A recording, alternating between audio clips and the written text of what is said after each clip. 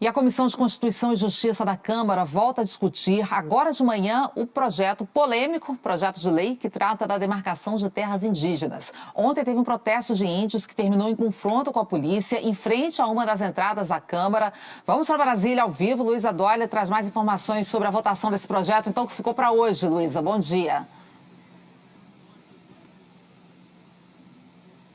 Bom dia, Ana. Bom dia a todos que nos assistem. Ficou para hoje e o dia começou com segurança reforçada aqui, em frente ao anexo 2 da Câmara dos Deputados. O repórter cinematográfico Caio Neto mostra aí, policiais militares fazem uma barreira ali em frente a uma das entradas da Câmara. Tem também uma barreiras de ferro, na verdade, algumas camadas de barreiras. E a pista que fica aqui ao lado está parcialmente fechada. Poucos carros são autorizados a passar por aqui. A gente vê muitas viaturas e muitos policiais. Isso tudo porque começa em instantes aqui na CCJ da Câmara a discussão sobre o projeto de lei que trata da demarcação de terras indígenas. Ele considera apenas as terras ocupadas em outubro de 1988, quando teve a promulgação da Constituição Federal.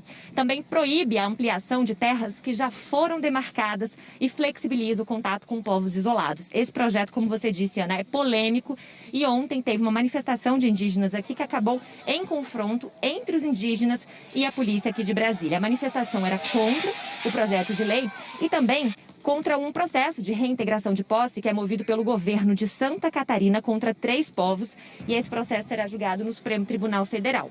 De um lado, bombas de gás foram lançadas pela polícia contra os indígenas e, de outro, eles atiraram flechas contra os policiais. Segundo a Câmara, 500 indígenas tentaram invadir uma das entradas e dispararam flechas. Já de acordo com a articulação dos povos indígenas, a manifestação era pacífica e a violência partiu das forças de segurança. Ao menos 6 pessoas ficaram feridas, entre indígenas e policiais. Hoje os indígenas estão novamente aqui no gramado da esplanada, que fica aqui ao lado, e a segurança, como a gente já mostrou, está reforçada. Ana. Cenas lamentáveis, né, Luísa? Obrigada pelas suas informações. Líderes indígenas reclamam sobre esse projeto de lei, dizendo que não foram ouvidos sobre o projeto que trata da demarcação de terras.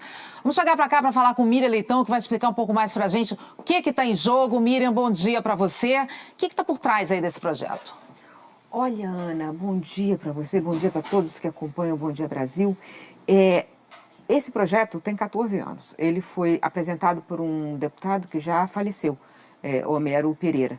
E ele foi agora tirado lá do fundo do baú e tem vários riscos, mas vários riscos para o país como um todo. O primeiro risco é isso, estabelece que só quem estava ocupando a terra em 5 de outubro de 88 é que pode reclamar a demarcação da terra. O problema é que isso dá para os índios o ônus da prova. Eles têm que provar, tem que ter um documento, tem que provar que estavam lá.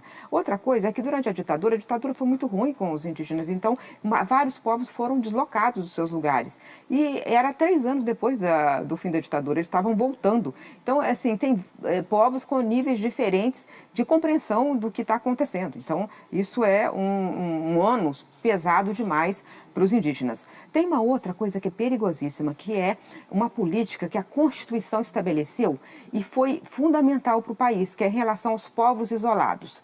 Porque a compreensão dos indigenistas da época, dos antropólogos, é o seguinte, é que se eles estão isolados é porque eles querem estar isolados. Eles sabem que tem uma sociedade, mas eles se preservam. E aí, nesse ponto, o que diz a lei? Diz que é o seguinte: podem ser contactados se houver interesse público, e não diz o que é o interesse público, e podem ser feitos por entidades públicas e privadas, ou seja, empresas ou grupos religiosos fundamentalistas podem ter contato. Tem uma outra coisa que é as terras reservadas, que não são terras tradicionalmente ocupadas, são outra categoria. Essas terras reservadas para os índios, elas podem ser ocupadas hoje por os índios, elas podem voltar para a União. A União pode tomar dos índios se achar que os índios perderam as suas características culturais. Isso também é outra subjetividade. Ou seja, isso faz parte desse conjunto de projetos, Ana Paula, que é para ir contra os direitos indígenas e contra as reservas ambientais. É o mesmo conjunto de ataques a direitos importantes que o país consagrou na Constituição. Exato, Miriam. Eu queria que você falasse um pouco de um outro ponto desse projeto de lei, que é o impacto na proteção do meio ambiente, porque isso é uma questão que cada vez mais é também uma questão econômica. É importantíssimo você tocar nesse assunto, porque essa questão é uma questão hoje econômica e também climática, né? As terras indígenas são unidades de conservação. Portanto, elas prestam serviço. Os índios, quando estão lá, os indígenas, eles estão prestando um serviço ao país, que é estar num local para ajudar na preservação. São tanto as unidades de conservação como os parques nacionais, as florestas nacionais. Então, eles prestam um serviço ao país.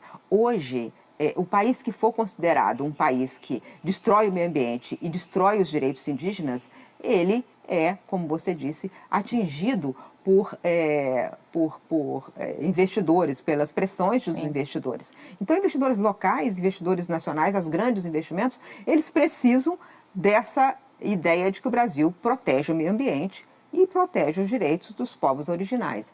Uma visão atrasada em relação a isso tem repercussão econômica, tem prejuízo econômico. E a gente já tem visto isso acontecer em outras questões ligadas ao meio ambiente, né, Miriam? Obrigada, viu? Até amanhã.